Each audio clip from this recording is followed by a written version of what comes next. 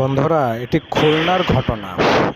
একটি বাড়িতে 10 থেকে 12 জন যুবক দুর্বৃত্তরা বেশ কিছু গুলি করে।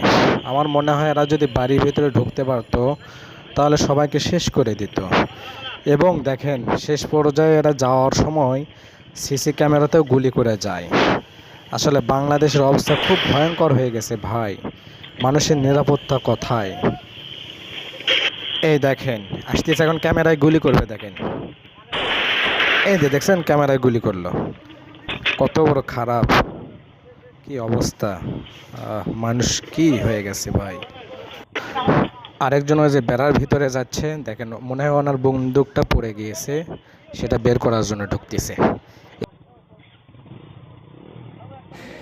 আমি প্রশাসনের দৃষ্টি আকর্ষণ করছি, আপনারা এদের ব্যাপারে কঠোর হন এবং উপযুক্ত শাস্তির ব্যবস্থা করেন। দেশের মানুষের নিরাপত্তা একেবারেই নাই। এবং বন্ধুরা, আপনাদের মতামতটা জানাবেন এই ব্যাপারে, ইনশাআল্লাহ।